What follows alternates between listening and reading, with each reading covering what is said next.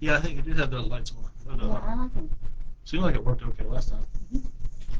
I guess meaning the words up there means we're live. Yes, we're live. But we like Now, it. so from my screen, it's looking a little. I'm kind of cut off. Is that all right? Mhm. There you go. Oh yeah, there we go. Well, good evening, everyone. It is Kelly. That's a good sign. It's 6 o'clock. That's pretty good. It is 6 p.m. This is our chat with the chief evening session for the month of January. We had what I thought was a really good session this afternoon. Had a lot of topics that we kind of touched base on. I want to hit some of those again to make sure with individuals this evening that you're up to speed on a couple of things that are going on in our city and certainly in the police department. What I talked about earlier today, we'll start out with an overview, kind of where we are with crime as we close out 2025. We're just a couple weeks into January, but we've gotten off to a very good start. Um, so I'm very optimistic here early on, but I know we got a long way to go. But still, we look at those numbers every Monday and every Thursday, the statistics side of the house. So we'll just share a little bit of that, but the numbers I talk about primarily today will be closing out where we are in 2025. So what I'm going to ask, do we end it or we good? You're good. What I'm going to ask, if anyone is logged on at this point, I would ask you to tell me visually are we coming across, and audioly how do we sound? Is that okay? Joy, audio, viz, good. Joy, thank you so much. Look at you. I don't know if you were doing that already or if you're waiting for me to ask, but I appreciate that. Thank you. And Happy New Year to you, Joy. I hope you had a good holiday, and I appreciate you joining us this evening. Just kind of set off what originally happened is there's some topics here that I have written down that I wanted to share with our audience. Again, some updates.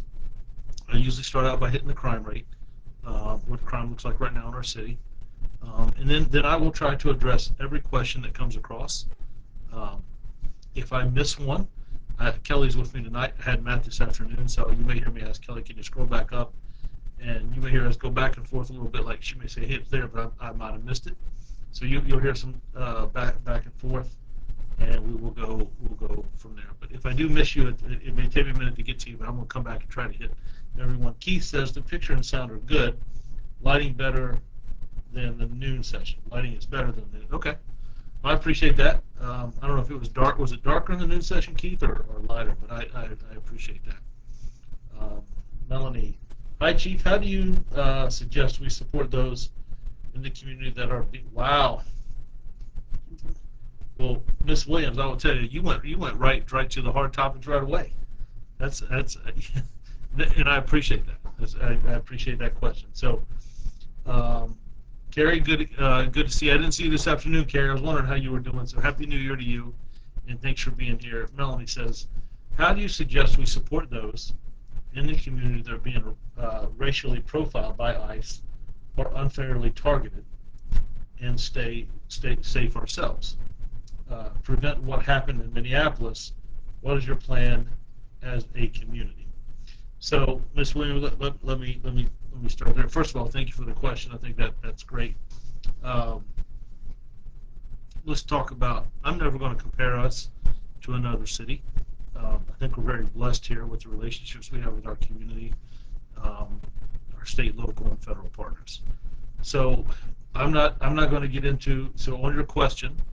Kelly, if you're going to scroll back down, I just want to kind of hit her points by points. How do you suggest we support those the community that are being racially? So I'm going to talk to you about what we do with ICE. I am in no way saying that ICE is racially profiling anyone. I'm not saying that they're unfairly targeting anyone. I will talk about what we do with immigration, what the federal ICE immigration has done in our city, and my expectations, and what we will and what we won't do. So I'm not going to say anyone's being profiled or targeted. I'm not saying any of that. What I'm saying is I really appreciate Mayor Jones in our city. We talked very early on when we saw the direction of the administration that was going to be an issue that was going to be focused on. And I'm not here to say as a chief I agree or disagree. What I'm here to say is my number one responsibility in my mind is to keep our citizens as safe as possible. So I reached out to the immigration office here. It's based out of Norfolk, and they were a little surprised at that. They said, usually we don't get chiefs reaching out to us. I asked to sit down and have a conversation with them. I think that plays into a lot of my philosophy of at least trying to talk through some things and having those communication instead of confrontations. I asked to come and meet with them, and in fact, they said, Chief, if you're willing to do that, we'll come and meet with you. And I thought that was great. I thought that's a show of good faith. What I ask is any time that they are coming to our city that I would get a call or a heads up. Now, I know the last time I checked, I think they have been in our city maybe 15 times. I could be completely wrong, but I think that's the ballpark. And every time they have come to our city, they have called and told us what they're coming for, the individual that they're looking for, and the reason why. And I appreciate that. That's the federal system. They don't have to do that. But out of respect, I asked them for that. I also told them that the Newport News Police Department is not going to be directly involved in any arrests or any immigration offenses. If there's not a local warrant on file, if Steve does not have a warrant on file for some crime, that you're not going to see a Newport News officer, plain clothes or in uniform, involved in immigration. The reason I want to know when they're here in our city is for this. I want officers to be aware, because if something happens, if something erupts, and a neighbor, a passerby calls and says something's going on, and we send officers to a location, now you have citizens, individuals, immigration, and officers don't know what's what, and they're responding. And we could have a really bad situation. So the reason I want to know when they're here and why they're here, who they're looking for, is that cooperation of communication. But we're not going to be directly involved. I have talked openly to organizations, our school superintendent, churches, neighborhood watch groups. If our schools, I said superintendent, hospitals, churches, we have not had any issues at any of those facilities whatsoever. We did have one situation where immigration officers went to a service provider. They did not make entry. We've asked them not to do that. They've been very, very cooperative on requests that we have had. And my message to individuals: if you're unsure, please call the police department, and we'll be glad to have a conversation with you, or reach out to the immigration office. I think that's played out pretty well in our city. I don't know the particulars of every single case. I don't even pretend to. But when we had our protests, myself and Mayor Jones, it was last weekend after what happened in Minneapolis. Again, not taking any sides. Just after that event, there were protests throughout the region, the country. We had a protest here. Myself and Mayor Jones walked that protest, talked to individuals. Individuals thanked us for being there. We shook hands. And again, it was just, thank you for having a peaceful protest. Thank you for being cooperative and understand your concerns. So I think, Ms. Williams, I think you lay a very, very good question, good foundation. So my response is that we are not actively taking part. They have held up my request to them to let me know when they're in our city. We have not had any confrontations, or I will tell you one thing, Ms. Williams. It's funny. There was a couple of times where we got calls that immigration is here and they're arresting individuals, and it wasn't immigration at all. It was there had been a robbery committed. An individual who was robbing individuals in his own neighborhood, and Newport News officers had a foot pursuit with that individual, and it wasn't immigration at all. It was Newport News police officers arresting an individual in a particular community who was robbing his own community members. So again, the individuals that called, we had a good conversation on the phone. I actually talked to the officers who were involved with that, the precinct captain that was there, and we're able to dispel that. So I think open communication is key. Having some information and knowledge about what is occurring and what's taking place. being open and transparent. Like I said, I went to several churches. I went to a Hispanic church in our southeast community. Had a very good conversation. I wasn't sure if people would come. I hoped that they would, and we had a lot of good questions, a lot of good participation. Um, it's being vigilant, being aware. Uh, Individuals and groups, if you have concerns, to shoot us a call. I have no problem answering my phone or how we will respond. But immigration they have done exactly what I've asked them to do, meaning not to make entry into certain locations, and to let us know when they're going to be in our city. And I think that's played out very well from compared to what I've seen in some other localities. So having that communication, your point is very well taken. I think people get concerned and worried, as they should be. I understand that. They're not knowing what's going on, so I get those things. So I'm hoping that we could have that communication that I think has paid off.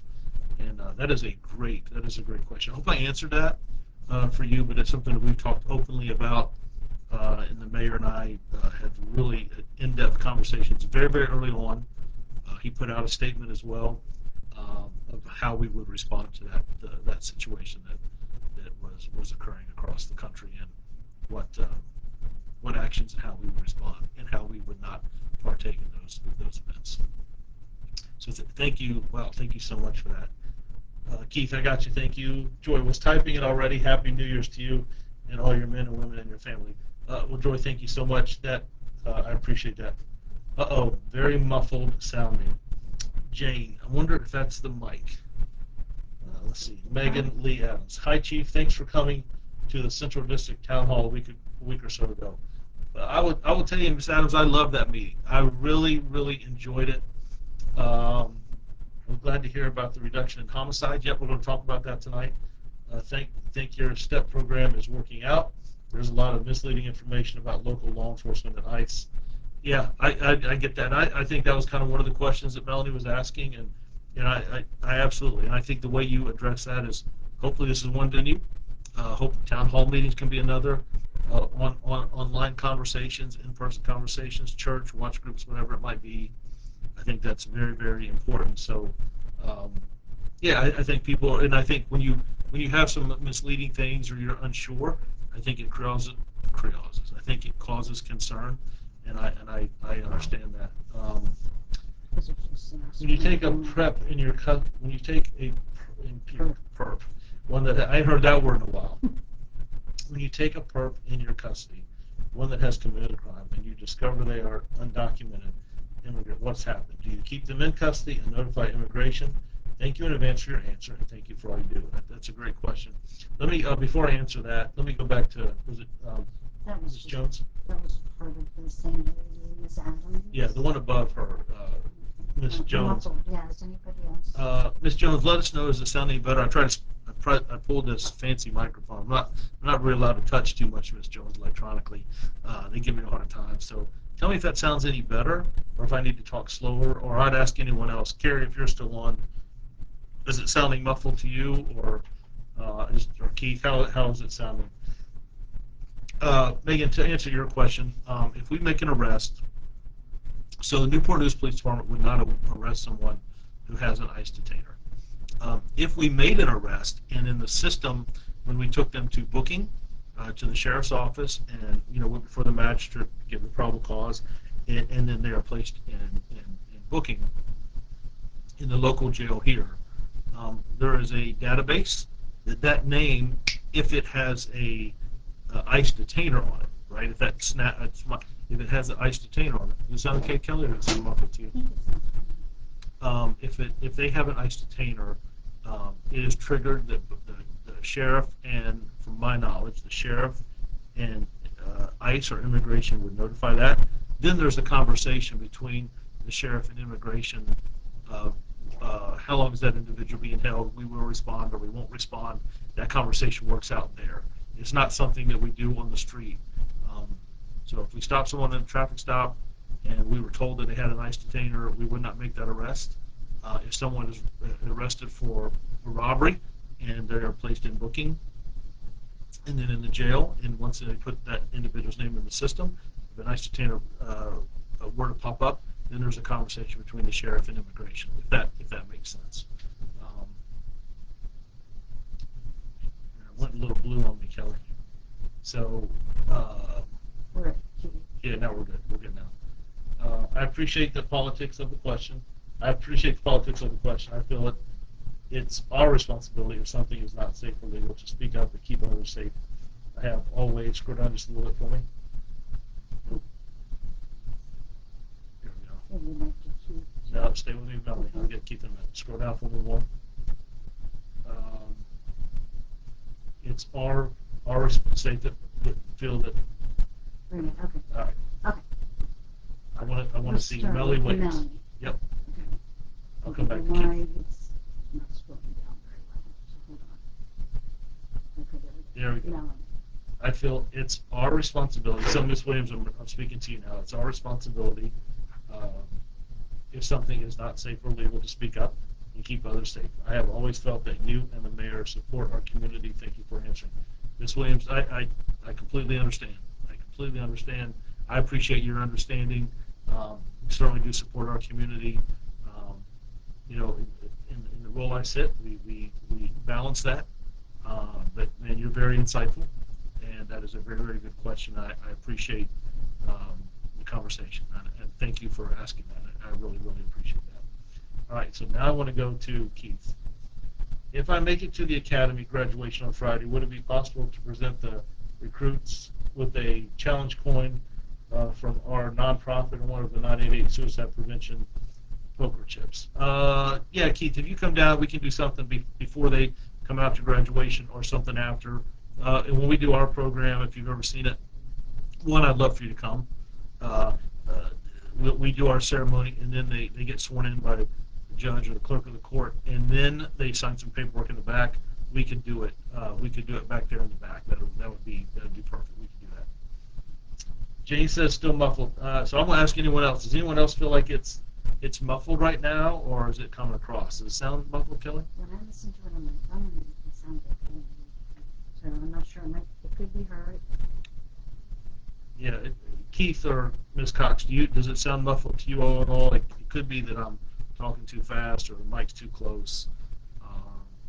But we'll try to work through it. Joseph, my friend. Oh, Joe. Hey, Joe. I'm glad to see you back, my friend. My answer would be: do not interfere with ICE or any law enforcement activity. Fight it in court. I think that sound, my friend. When those confrontations, those things happen, I would rather know what they are, try to have some conversation, let's figure out exactly what we have, getting involved and with confrontations and that, I am concerned about. But that's another reason why I ask if immigration is in our city, that we know where it is, that we're alerting the precinct, we're alerting the officers in that area. For that very reason, I don't want there to be clashes and confrontations. So, Joe, that's a great point. Same thing with law enforcement here. When we talk to communities, someone may feel that, well, that individual shouldn't be arrested, or that individual's on a traffic stop. Let the officer work the case first, work it through, and then in the court system, or ask for a supervisor at the scene. But we don't encourage any type of physical interaction. You know, some people will pull out a phone and video. That's absolutely fine. We have body-worn cameras, we're videoing the same thing. We don't want to see people get involved in trying to disrupt something. That's what if we're not really, especially when they're not really sure what the situation is, that can cause some concern. So, Joseph, that's a great point, my friend. Thank you for that. Kayla, how are you? Hope you're doing well. I know you're up there, you should be up there in college. I'm interested to hear an update on your grades. But I'm happy for you. Very, very proud of you for what you're doing, and I look forward to hearing how you're doing at school. Ashley, just out of curiosity, what leads or progress has Newport News made in regards to the 7-Eleven double homicide, Killing Creek? Very familiar. Can I scroll down just from a little bit? I want to see the rest of hers. Miss Ashley Houston. Has Logan Thomas and the owner of the store just been completely forgotten about? Wow. Actually, I'm going to start with the last part first. I don't forget about anybody that's lost their life in our city. men and women who have been victim to gun violence in our city, uh, those especially who have lost their lives. I don't forget about any of them. I was just getting a briefing about a case, and the individual involved in this case is a suspect and a couple others. And one was 2017 before I came here, and one was 2 years ago that this same individual was looked at as a suspect. And I was recalling, I know the circumstances of that case. I know the circumstances of this case. We have a homicide support group in our city that meets once a month.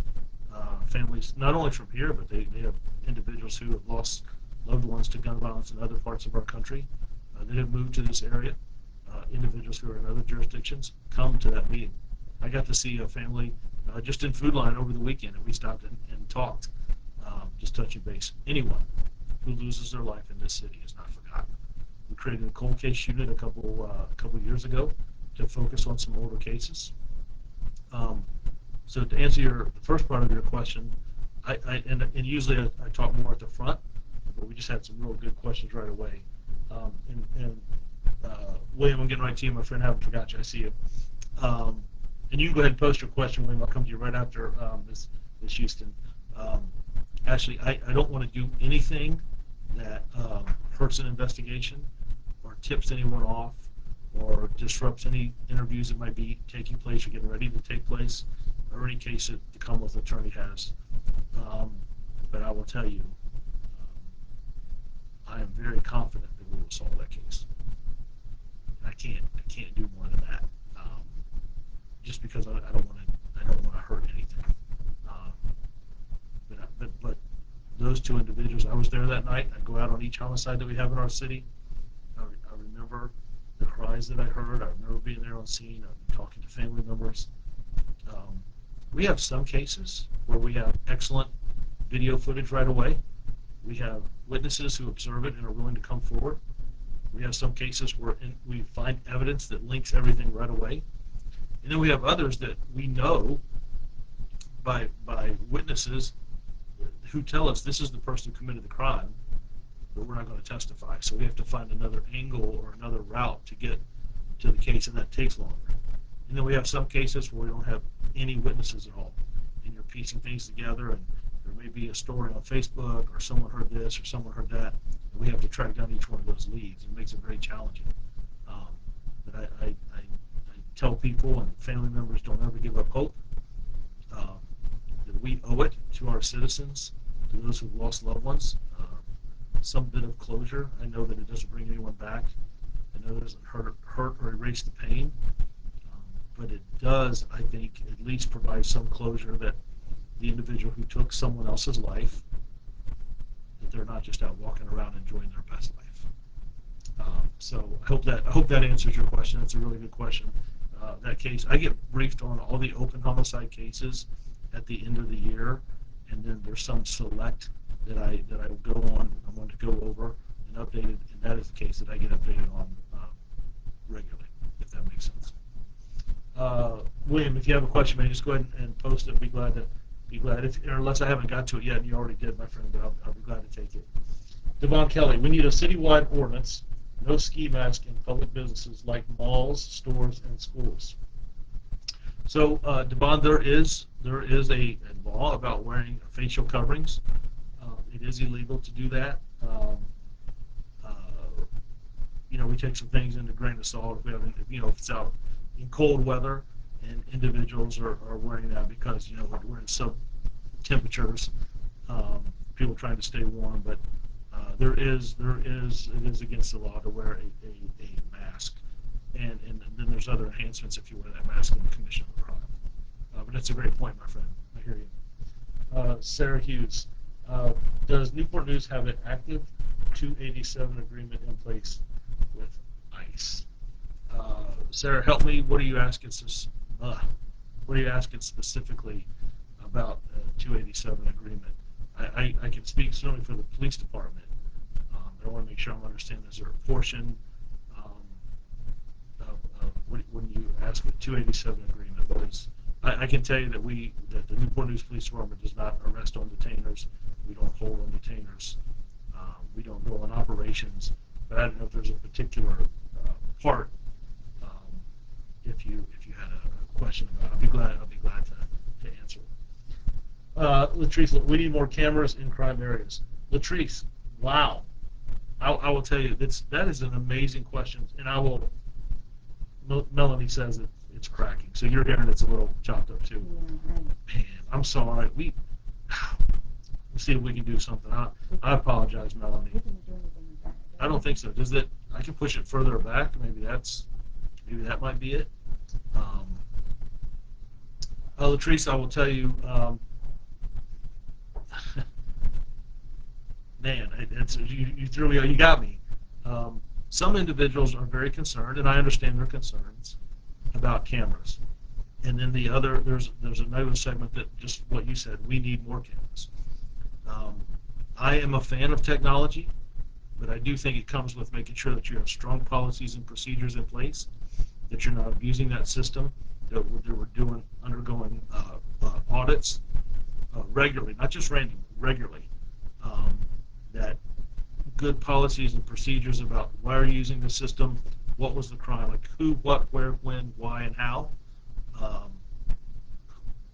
This officer or Detective Drew logging into the system, there was a shooting that took place at this address at this time frame. Any camera footage at this address or this time frame that might tie into the shooting or the suspect vehicle. The suspect vehicle was a blue truck with partial plates of XL. That's why we're looking for it. That's what the crime was. This is the time, date, location. It's time stamped. But when we go to court cases, Mr. Lewis, I can tell you that's the judges, the prosecuting attorneys, the Commonwealth attorney, the defense attorneys, and juror members. They ask, well, is there audio? Is there an image? Is there a video? They want to see those things. So that's another plus to what you're saying. And even one more is sometimes individuals don't want to come forward and testify. And that was hard for me when I first started my career. But because after, right, why wouldn't they just tell us what happened? Because when we leave, those individuals still live in that particular neighborhood or area. Technology might capture a crime, but we might not have to have someone testify. That it's clear here of what occurred. And that can be a camera from 7-Eleven, that can be a camera from a store, it can be a camera that we have, it can be a pole camera that we have, it can be a camera, what do you call on your door, the door ring bell cameras that capture things that might happen out in your front yard or just in front of your street, or a vehicle, something that might happen to a car that's parked in front of your address. So there's all kinds of benefits to them, but I will say, the Newport News Police Department and myself, we want to make sure that we have very, very strong policies, procedures, and practices to make sure that that's not abused, that we're doing audits, and that we have it, that we're doing it successfully in training on that. We just don't allow an officer to go on and like, I wonder what's going on in this particular block. I wonder what's going on beside my house. It's not like that. It has to be a reason why. And it doesn't mean anyone's guilty. It just gives us maybe an area to start. Hey, there's 2 trucks in Newport News that are blue that had this partial license plate. 2, we do a knock on both those doors. 1, yeah, that's my truck. It's in the back. It doesn't have any wheels on it. Hasn't run for years. The other, oh yeah, I was in that area at that time frame, but I wasn't driving. Well, hey, could you tell me who was driving? Yeah, I loaned it to my cousin or my nephew or my friend. And then we start to have a conversation. So I hear you. It's a big value in court to prove guilt or innocence and to give us the actual facts of what happened. It doesn't mean anyone's guilty, but it does help us with the case and testimony. So that's a great point, my friend. I appreciate you bringing that up. Melanie, I'm sorry if it's crackling. I tried moving the mic away. I don't know if that's any better or not. Joe says, sounds like you're in a wind tunnel. Man. Sorry, Joe, I'm sorry, man. We just had that issue. We even went to a new camera. I don't know. Is it? Text question, Matt, see if they have any suggestions. I don't know. Maybe it's the fan on the computer. Is that? Why it's running, so it's Yeah, I don't. around, Joseph, can you at least hear what I'm saying? I don't have the best speaking voice anyway, so if it's crackling, I'm sure it's like, oh my gosh, Chief, just stop. But I appreciate you guys. We'll try to figure it out. William, I need to know what self-defense weapons can a felon have Virginia. What self-defense weapons? So if you're a felon, certainly restricted with firearms, right? So I'm not sure when you say a defense weapon what you mean by defense weapon. So I know that you're as a convicted felon, you can't possess a firearm. Um, and then if you have a version of a taser, or just make sure it's not one that's also classified or has the same capabilities of a firearm. If you have like a specific, or I'll tell you one if you want. If you, I think I'll say this right. If you direct message, is that right? A number, I will call you after this, and we can talk directly if that would help a little bit, my friend. I'll be glad to have a conversation with you about if you have any specific that you're talking about. You certainly have the right to defend yourself, of course. Just want to make sure I'm following you what you're asking me. It sounds like there's wind maybe in the air in the room. Yeah, I think it sounds like to me it could be from the laptop that we have. I mean, I can hear it's like a fan. I don't know.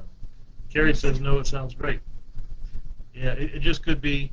It just could be the different systems. For those that are coming across, thank you, and those that it sounds muffled or in a wind tunnel, I apologize. I thought we had this fixed. So, Mr. Lewis, Chief Drew, can you all please find my son's killer? Mr. Lewis, I will say this to you. We are doing everything we can. I'm sorry, Killer. What was it, Miss Lewis? I thought it said, is it Latrice? I'm sorry. Latrice, I will tell you this. I'm just going to tell you, don't give up hope. I haven't. So if I haven't, I'm asking you not to. Right? I can't. I can't allow that because then others may. I can't allow that. I'm asking you not to. Sometimes they just take longer than other cases. There's cases that are open from 5, 7, 10 years ago. There's cases. I should have started out with this. We had 18 homicides in our city last year. The year before that, we had 23. It's about a 20% decrease. The year before that, we had 47. That's about a 50% decrease from 23 to 2024, and then another 20% decrease from 25 compared to 24. Now, that's data, that's statistics, but those numbers represent people, communities, families, loved ones. I get that. Out of the 18 cases we had last year that occurred during the year of 2025, we solved 12, 13 cases. But we also solved 6 cases that have happened years prior. And if you follow us on Facebook, you'll see we just made an arrest in a homicide that occurred, help me Kelly, in 2023, I believe. That case was 2.5, almost 3 years old, and it was, family members called like, "Are you ever going to solve this case?" And I understand that frustration. Sometimes it's DNA that comes back. Sometimes it's individuals who saw something that come forward later in life. Sometimes it's a change of heart. Sometimes it's someone providing information to an individual who cooperates with the police department. And we made an arrest in 2025 for a homicide that happened in 2023. And we solved 6 other cases that happened in years previous and solved them in 2025. So Latrice, just don't give up hope. Continue in prayer. Continue to be faithful. I haven't, so I'm asking you not to. Are you still hiring? If so, long is the process? We are absolutely hiring. I'm going to brag a little bit. We have 17 individuals in our academy class that graduate this Friday. In fact, I invite everyone here. We have everyone here that is invited. Invite our city to come out to see the graduation. It's at 10 o'clock at Calvary Chapel Church up in the northern part of our city. 17 individuals will walk across the stage and graduate. We have another 15 in a recruit class that will graduate in May. And we're putting a class in February that currently has 20, maybe 21. I'll find out more tomorrow on that 21st. But maybe at least 20, if not 21. We're now starting to hire for the class that we will start in June. So how long does the process take? I think one of the things that helps us in our staffing is how fast we move. We have a large number of background investigators. They're mostly retired law enforcement officers that work. We have a strong supervision group down there in recruiting, Sergeant Willett, Lieutenant Morgan, Lieutenant Jess had just been there. Captain Spencer has been to the academy before. We move very, very fast. I think we move faster than anyone else. And we set our system up that way. We have polygraph examiners that are ready to move. When we have one of the all-day hiring events, instead of coming in and then 2 weeks later you come back in and then maybe a month later you come back in, we're going to do 4 or 5, 6 events all in the same day. So the physical agility test, the written test, bring your documentation. We're going to do an interview. There's going to be a camera set up where you answer 3 or 4 or 5 questions. So we do a lot of things in just one day. You can also come in and we can work that in a week if we know you're coming.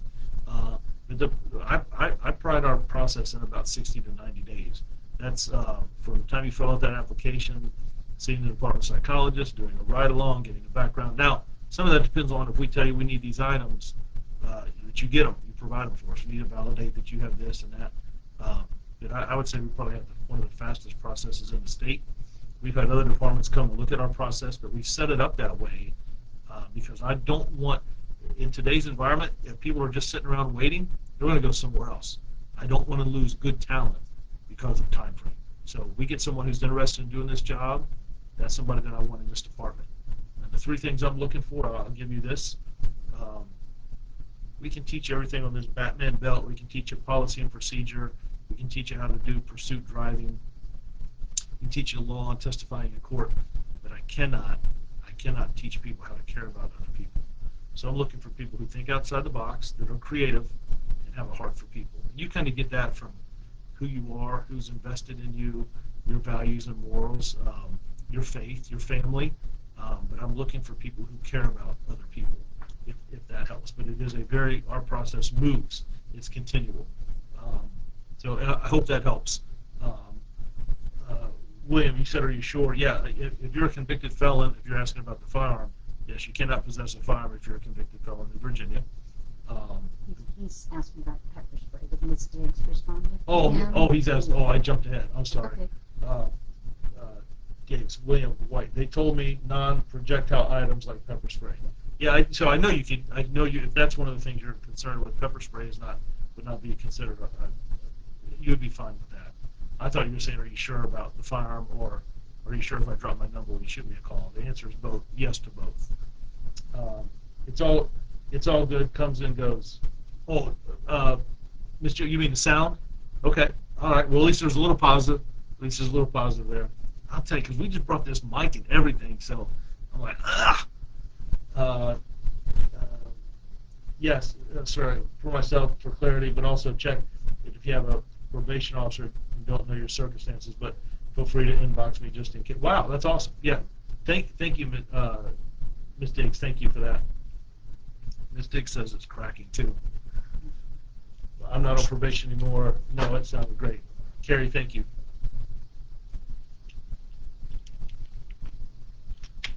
I'm going to go to a system where I just use a whiteboard and just write it up. But thank you guys for letting me know, at least. That's very helpful. So I can carry a knife and pepper spray. William, why don't you give me a call? Let's just talk, my friend. Drop a direct message. Let me talk to you directly, okay? We go down to the next one.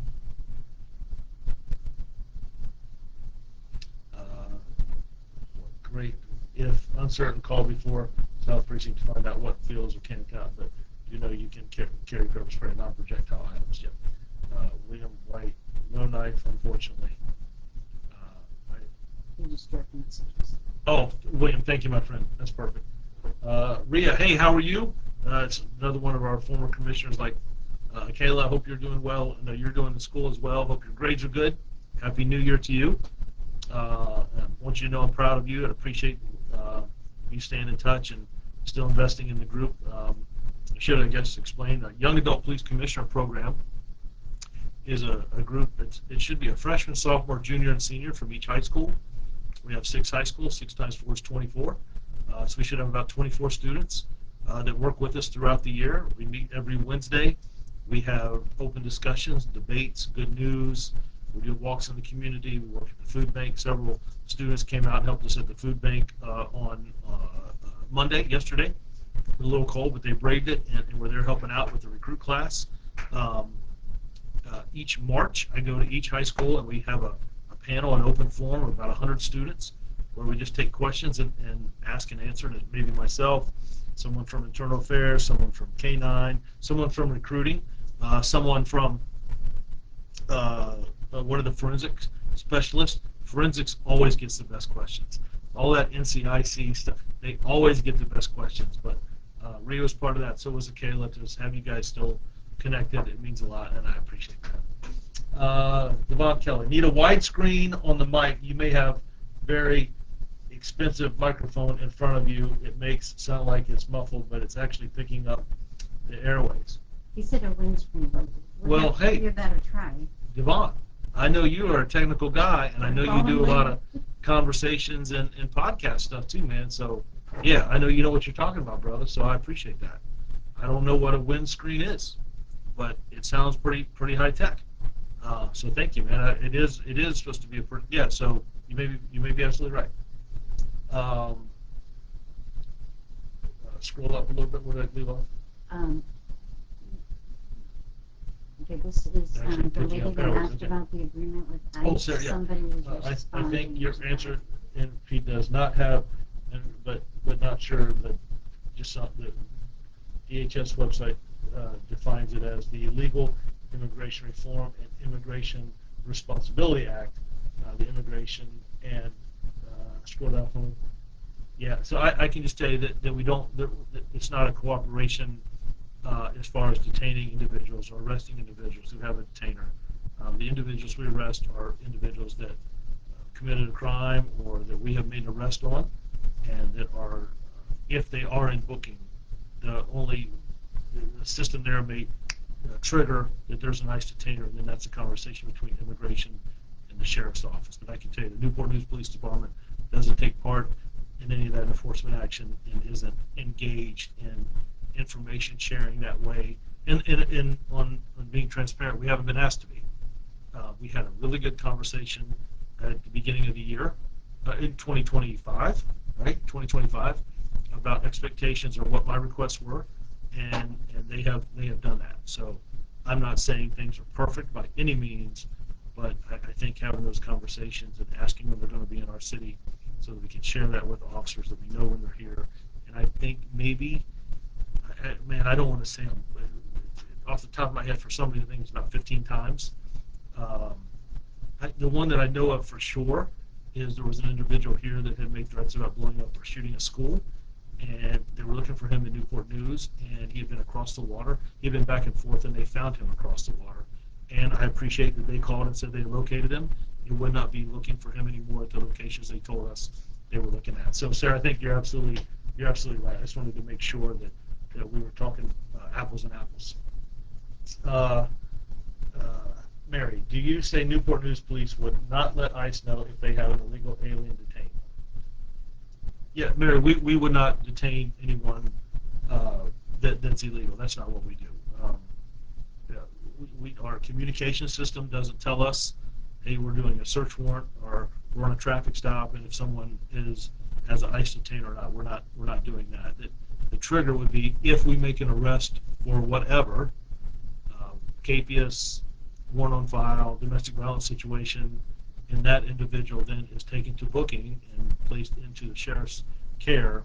As the sheriffs put them in their database, that may trigger that individual has an ICE detainer.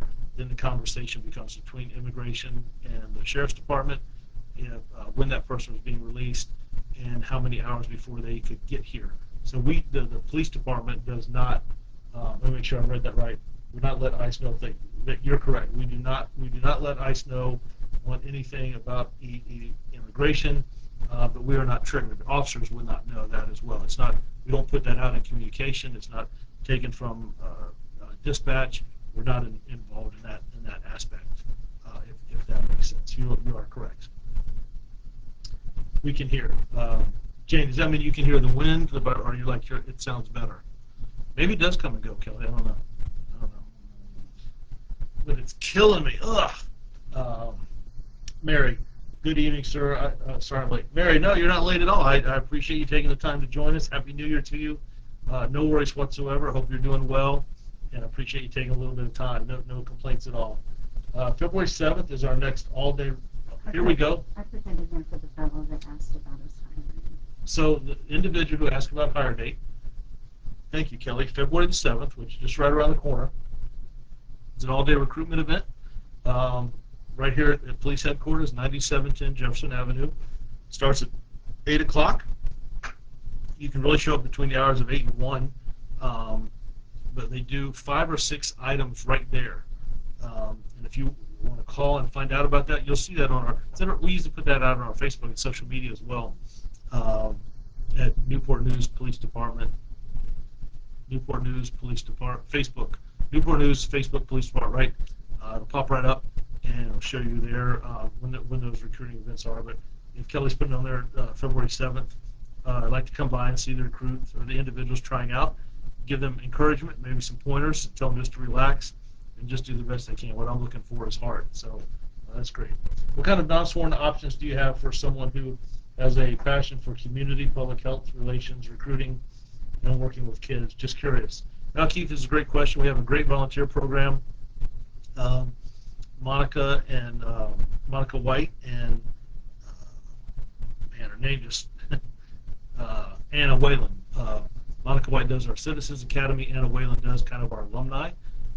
We have volunteers that we incorporate with a lot of things that we do in the community to help out with events. Those individuals sit on our Use of Force Review Board.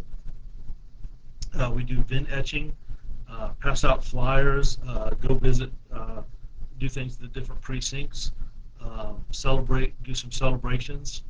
We have a great chaplain program. There's a lot. If you're interested in doing some of those things, now if you're talking about sworn position or if you're talking about a paid position, we certainly have dispatchers. We have our records division. We do have some part-time background investigators, and then we have some assistants that work in each of the divisions we have. But if you're looking to volunteer, you just have a passion for community, public media relations, even in recruiting. Matter of fact, a lot of the civilians help out in recruiting.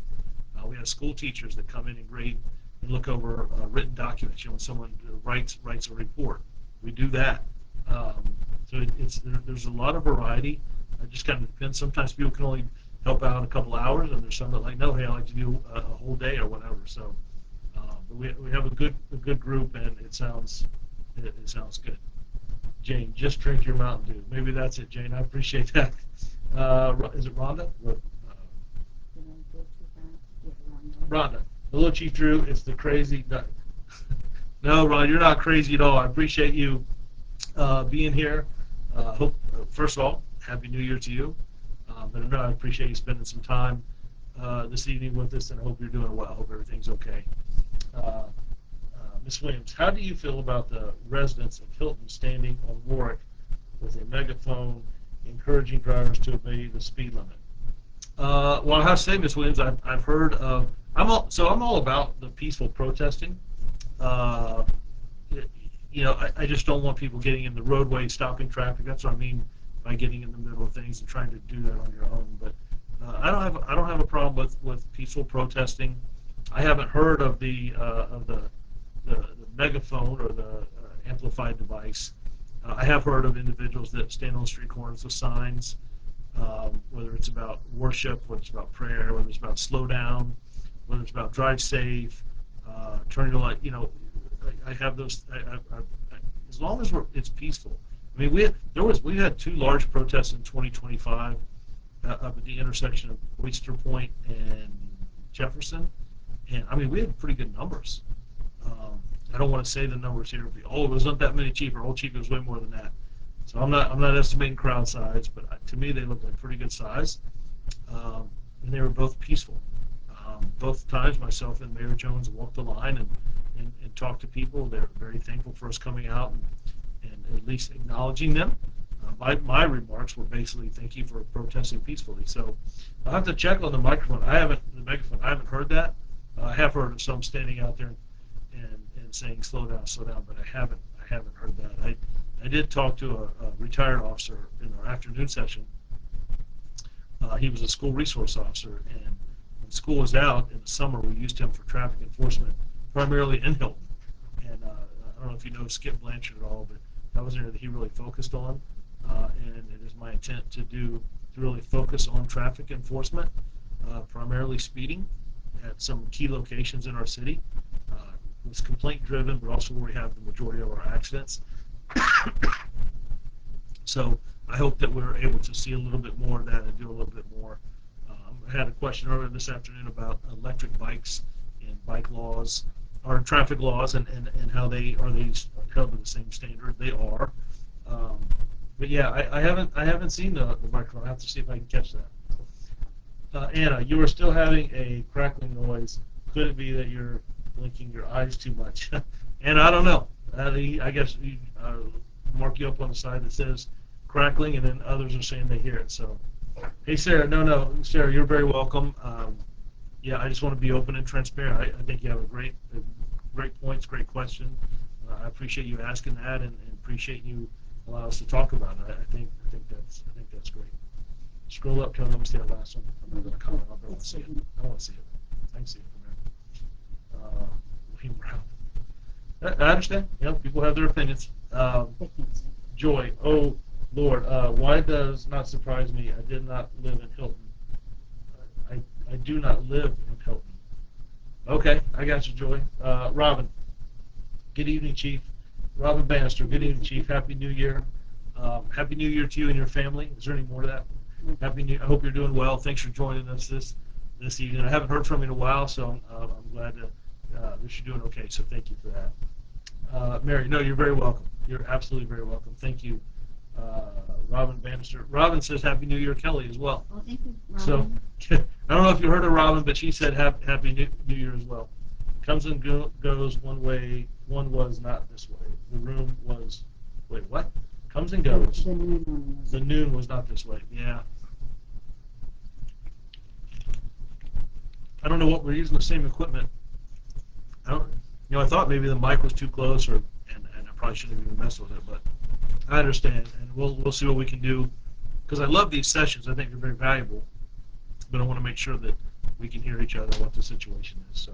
We could get the wrong mic. Yeah, it's Get okay. it right. Megan Lee Adams, doing. Joy is your speeding. Joy's the one doing the speeding.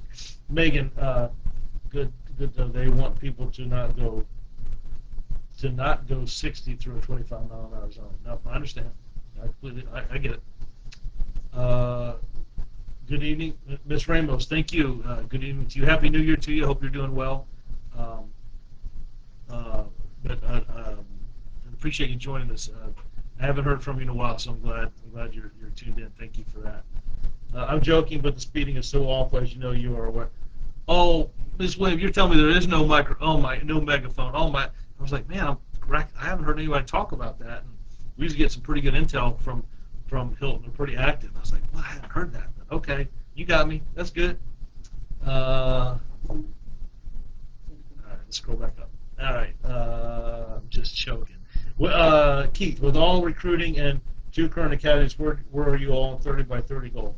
Keith, I think we're about 25%, man. All right, I think we're about 25%. The last time I checked, we were hovering right around 23. We had a good female population in our last class that just graduated and looked pretty good in the class that just graduated now. We're trying to hit a certain percentage in each class, but I think we're approaching, if we're not there, we're approaching 25%.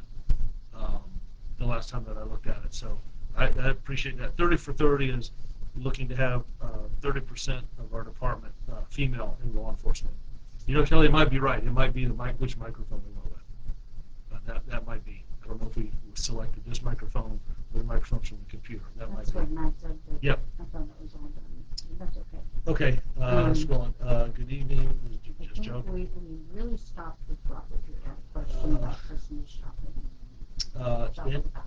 In addition to the Shop with a Cop at Christmas, do you all sponsor any other shopping event? Robert, that's the one that we do the most, spend the most time with. I will tell you, I know of officers that help families out, whether with food or clothing. Organized large scale, Shop with a Cop is the big one, but I know numerous officers that have paid bills, that have helped with food, clothing. I know officers that went out and bought coats, Christmas, toys. And again, that's the type of people I want in this organization. But Shop with a Cop is the big one that is supported for shopping. We talked about the recruiting, and maybe you need to drink some Mountain Dew. Your pipes are dry. Appreciate that, Anna. Does that bring us up to speed? Yeah. We're caught up. You know what? That may be it, Kelly. It may be we picked the wrong mic. Because I remember when we started the afternoon session, they were looking to try to find that mic, so that might be it. Yeah, just a couple other things I wanted to hit on. The big thing for me is graduation.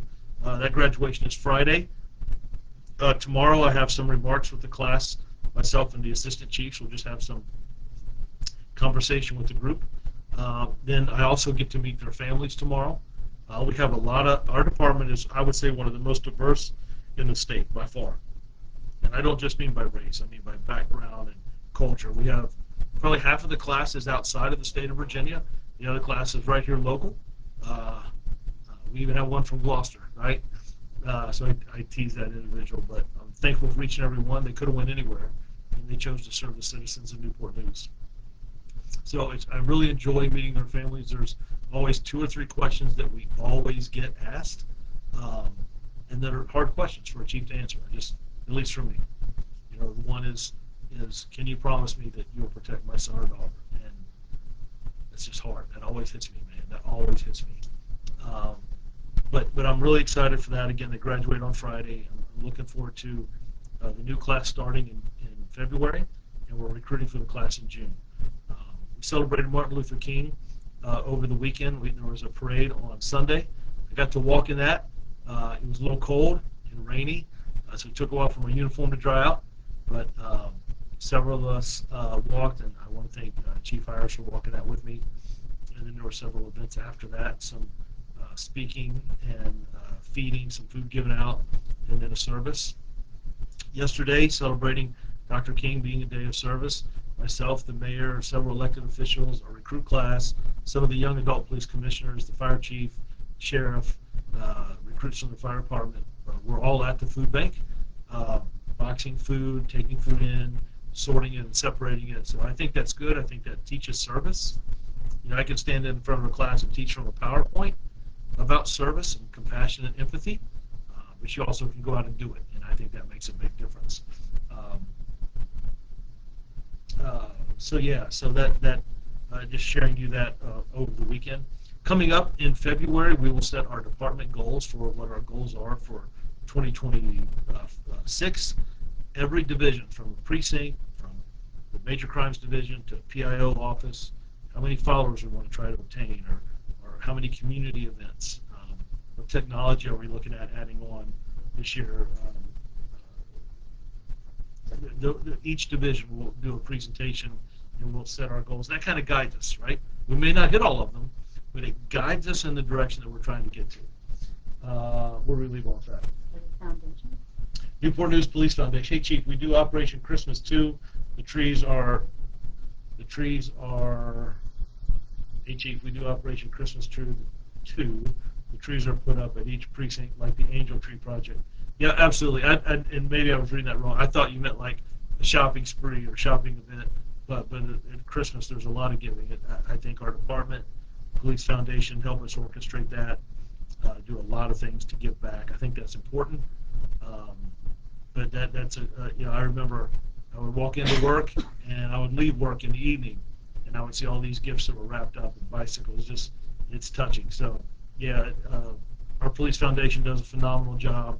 Very, very thankful. But not only do they look out for and help the men and women of this organization, but it's also heavily, the majority of the funding goes a lot to our outreach and interacting with our youth and how important that is, and those that are in need. So they play a great role. Very, very thankful. Robert, no comment. Just really appreciate you taking time to interact. Robert, no, listen, man, I appreciate it. I think these conversations are good. I think it goes a long way. I try to be as open and transparent as I can. I think that builds trust and relationships. I know sometimes that we don't agree or people look at things differently. I certainly understand that. But at least we're sitting here having a conversation. And that, to me, is mad respect for those individuals that are willing to do that. So I appreciate that. Thank you, my friend. Marina, we have snow coming this weekend. Please be careful and snow, and always have some fun having a snowball fight. I had some high school kids challenge us to a snowball fight.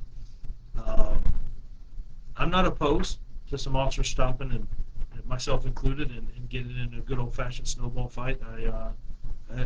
We have some fun with that. We usually get teamed up on.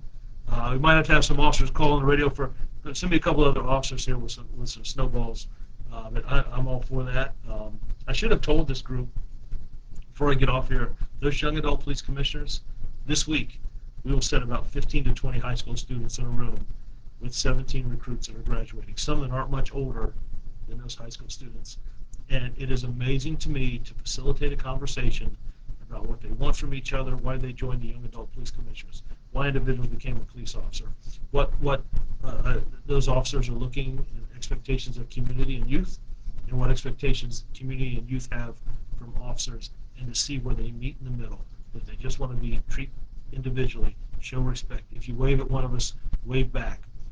Don't judge us by our skin color, by our zip code, or some interaction you've had with another teenager.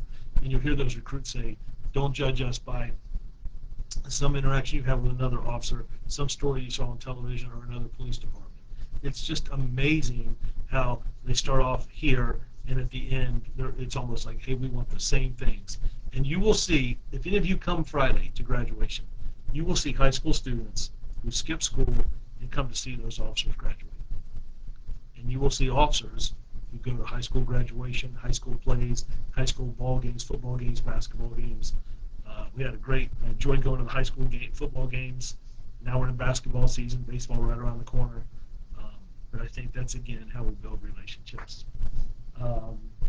Jay, thank you. I appreciate that. Please, Jane, you too. And thank you for the conversations tonight. Keith, have you had a YAPC come back and join MPD? Yes. I've had individuals leave, and after they graduated and gone to college, come back and join the police department. I've had some come back in non-sworn roles as far as dispatchers and work in our property and evidence division. Absolutely. Did I miss anything? Can you scroll back up just a little bit above that, Sheriff's? Stacy, did I get all of you, Keith? Sheriff's Office, since we can hire at 18, who's now been. Oh, that's amazing, Keith. That's a great story. That's awesome. Yeah, absolutely. All right, Joy. Not a fan of much snow. I have trouble navigating in it, but I like to play in it. Joy, it's funny, where I'm from, that was snow. So up in Cincinnati, right? Here we get some snow flurries, and we're starting to close things down. You got to fight somebody for a loaf of bread in the grocery store. At the local food line, man, it's hard. But I do enjoy, it's not around long here in Virginia, but I do enjoy a little bit of snow now and then. Certainly want people to be safe, but seeing that white covering and getting a good snowball fight and bundle up and stuff, I've always enjoyed that. So I hear you. Where'd we go? Let's start with sure. Let's get everybody here. Joy, I got that. I'm disabled, so don't get out. Well, I will tell you, Ms. Ramos, first of all, if it's snowing and you can't get out, I will come see you and at least show you a little snow if it happens, right? But please take care of yourself and be safe. And I really appreciate you taking the time to spend with me this evening. That means a lot. Robin, it's going to be 8 degrees in New Hampshire. 8 degrees? 8 degrees? Isn't that a group? 8 degrees? 8 degrees? I can't even imagine that. I watched some football this weekend. I think it was the Bears game. It looked so cold. Man, the Indiana game last night just looked cold. No, wait, that was in Miami. It was the Bears. What was the other pro game? The Bears played and somebody else played. It was just like wind chill factor, what it felt like on the field. That's crazy. The snow, man, the ball felt like a rock. But no, yeah, 8 degrees. I don't even know what that's like, nor do I. I don't want to know that type of cold. So please, Robin, be safe up there. Stay warm. Catherine, as always, thank you and your team for your service. Catherine, thank you. It means a lot. I appreciate you. That means more to me than anything I can ever put on a wall or in my office. Thank you for taking the time to send that message. That means a lot. All right, we're going kind of fast here, Kelly. We didn't get off that screen. All right, Let me scroll me back up. Last one. Yep. Just go to the bar and move it up for me. Just want to make sure I'm hitting all these. That I got Joy. right there was, I got Joy. And I got Miss Ramos. And I got Robin. And I got Catherine. Who's up for Catherine? Congratulations to all the officers. Greg, Robin, thank you. It means a lot. I will share that with them. Keith, snowball fights with the police are not fair. Police have ballistic shield. Hey, Keith, you ain't got to give away our secrets, man. We got to call out what we can to protect ourselves. So I'm going to make sure we delete that. I don't want anybody getting any snowball. Who's your football team? Just curious.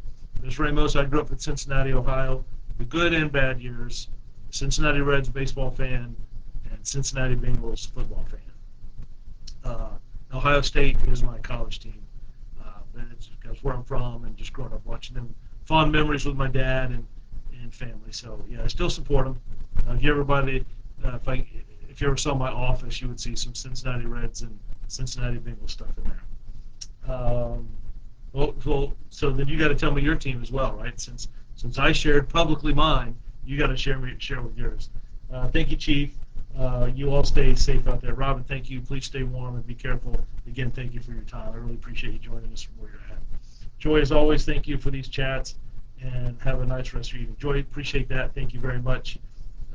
Ms. Ramos, thank you for all you do. Stay safe and warm. Maria, you're not going to tell me your team? Are you a football fan or whatever sport? What team do you follow, if any? Keith, as always, be safe, my friend. Have a great night. I'll see you Friday. Keith, I look forward to it, man. Yeah, please grab me. Love to see you. Steelers, okay. I got much love there. I was sad to see Coach Tomlinson step down. He's from right here in Newport News area. Hated to see him leave, but man, he's just a class act. Whatever he decides to do, wish him the best. But he's just a class act. He's strong. Love to have him come in and teach a leadership class here, to myself included. Man, what a great guy. Melanie, it's so nice to see you all still. I just moved back home to Newport News from Savannah, Georgia. You're still going strong, I see. Wow. Thank you for coming back. I don't know what was going on in Savannah, but I'm glad you're back here. And, yeah, we're still in it. We're still in it. Fan here, Matt's fan. Okay. Joy, I'll take that. Little Nationals. That's good. Listen, I'm gonna close out here. If I didn't at the beginning, thank you so much. Crime is down in our city. Yes, he is. Crime is down in our city. Last year we had a great year in 2025 on top of a record year in 2024. So the numbers were even lower. We're not spiking any footballs. We're on talk over on touchdowns, right? As we're talking about it, we're not spiking the ball. We still got a long way to go. The police department plays a puzzle in public safety. It's a piece of a puzzle in public safety. A lot of other things go into making that full picture. But I'm thankful for this department. I'm thankful for men and women, sworn and civilian, who want to do this job. It's hard. It's challenging. Can you imagine what officers see day in and day out and continue to do this job? So I'm thankful for the officers who've been doing this job 20, 30 years. I'm thankful for officers who've been doing this job 5 years and under. And I'm thankful for the individuals that are coming here to start their career. I certainly remember when I first started, and I remember when I graduated. It's important. So I am so appreciative of having you all have this conversation tonight and interaction. Sometimes it's hard talking into a camera and figuring out the sound, but you all stuck with me, and I appreciate that. So Naomi, I'm glad you're back. Christine, love Coach Tomlin. I have to agree, that the class act, no doubt. And Ms. Ramos, good night to you as well, and to all of you. So please be safe. Be careful with the weather. Look out for one another. God bless you guys. Again, thank you for spending some time with me. Hope I run into you again. There you go. That'll be perfect. All right, I'm going to leave that one on there, Naomi. You guys, please be safe. Take care, and we'll do this again next month. Good night, Carrie. Thank you for being here as well. And we'll try to get this microphone fixed. All right. God bless.